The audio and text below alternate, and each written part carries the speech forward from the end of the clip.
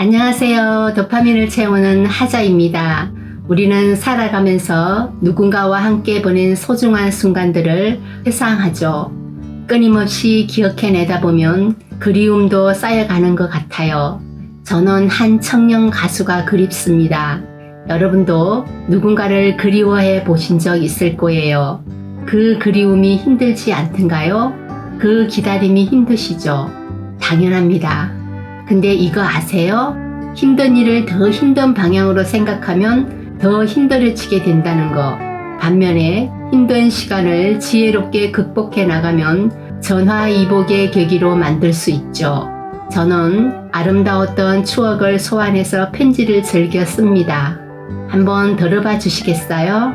사람이 사람을 좋아하는데 이유가 없다고 하잖아요.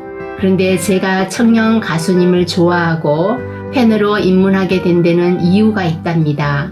파킨슨 병으로 하루를 낙심으로 보내던 어느 날 TV에서 한 이름 모를 가수가 노래하는 모습을 봤어요. 낮고 차분한 목소리의 그 음성을 듣고 처음에는 저 사람 성악을 했나 보다 그러고 말았거든요. 그런데 곡을 듣고 있는데 저도 모르게 이상하게 눈물이 나는 거예요. 그날 가수님이 부른 노래를 유튜브에서 검색을 해봤죠. 그 중에 저 영혼을 파고드는 곡은 푸치니의 내순 드라마였습니다. 그 누구도 잠들지 말라는 뜻이잖아요.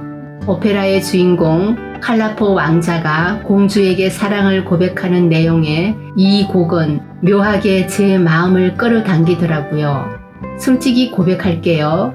그 전까지 저는 약 부작용으로 입맛이 없어서 끼니를 제대로 먹을 수가 없었거든요.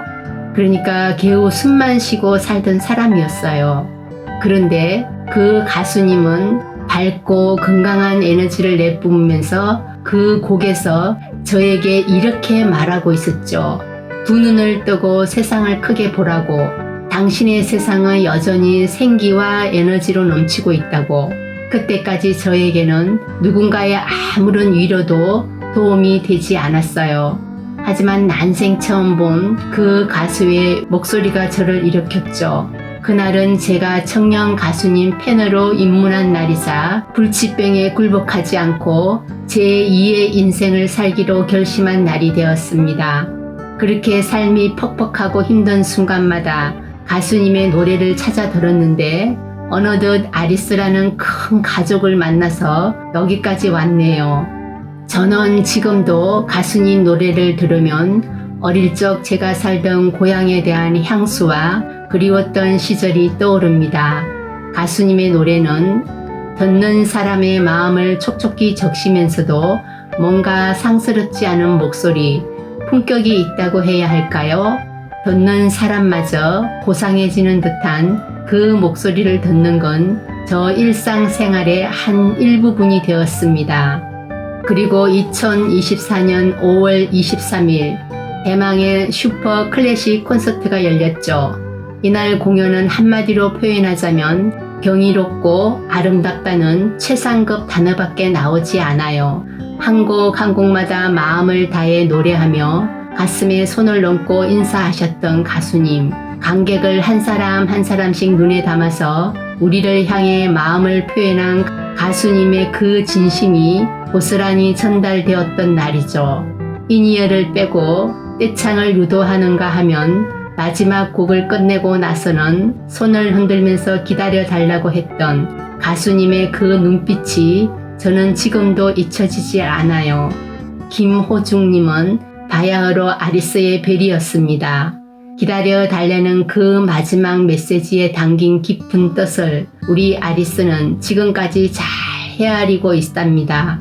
그 이후로 모두가 충격받은 그날의 일이 생겼고 기나긴 침묵의 시간이 이어졌지요. 하지만 별은 말없이 반짝이며 밤하늘을 수놓는 법입니다. 우리는 가수님이 힘든 시기를 보내는 동안 유튜브 조회수가 얼마나 폭발했는지 잘 알고 있어요. 무려 몇천만 뷰를 달성했으니까요. 눈에 보이지 않을 때 더 그리워지는 이름 김호중이라는 별 아래에 우리 아리스는 모여서 함께 빛날 수밖에 없다는 걸 이번 일을 통해서 더 확실히 알게 된 거죠. 발목이 아픈 상태에서 몸까지 자유롭지 못한 상황이 얼마나 고통스러울지 감히 상상할 수 없지만 우리는 가수님이 이 시련을 잘 극복할 거라 믿었습니다. 세상이 가수님을 몰라준다고 오해하고 불신한다고 하더라도 이것은 잠깐 지나가는 태풍일 뿐입니다. 태풍 속의 눈처럼 잠잠한 가수님을 보며 우리는 가수님의 넓은 마음과 고동나무 같은 든든한 의지를 느낄 수 있습니다. 사람들이 가수님에 대해 말하는 온갖 억측과 모함에도 우리는 꺾이지 않았죠. 오히려 유연하게 흔들리며 사람들의 질투심과 분노를 가수님의 음악을 더 널리 알리는 계기로 만들려고 노력했죠. 참고로 아리스는 기회를 놓치지 않는 근성이 있거든요. 가수님의 실수는 가수님의 존재가 아닙니다. 가수님의 존재는 우리에게 특별하고 고귀한 그 무엇이에요. 자기 존재를 작은 실수 하나로 스스로 쓰러뜨리지 말길 바랍니다. 가수님이 특별한 사람이 아니었다면 수십만 명의 팬들이 가수님을 지지할 수 없었을 테니까요. 분명히 신은 가수님이 이번 위기를 통해서 더 많은 사람에게 감동을 주는 테너로 성장시키기 위해 잠시 시련을 주신 것 뿐입니다. 가수님이 겪은 일들을 생각하면 가슴이 메일 정도로 아프지만 저는 좌절하고 낙담하지 않습니다. 오히려 더 넓고 푸른 가을 하늘처럼 가수님이 밝은 미소를 지으며 무대 위에 설 날을 기다리며 우리는 오늘도 그리움을 묵묵히 참아내며 기다릴 거예요. 물론 그리움과 기다림은 힘듭니다. 힘들지만 참는다고 기억이 사라지지는 않잖아요. 마치 2009년 고딩 파바로티로 처음 무대에 선 그날처럼 강하고 부드러운 목소리를 오롯이 기억해냅니다. 생각은 다를 수 있지만 우리들의 염원은 오로지 하나입니다. 가수님이 하루속히 귀가하기를 벅찬 가슴으로 가수님의 새로운 콘서트에서 소리 지르며 함께 떼창하는 그날이 오기를 별을 여는 마음으로 기다립니다. 마지막으로 이 팬레터가 가수님의 마음에 전달되길 기도하고 또 기도하며 편을 놓으려 합니다.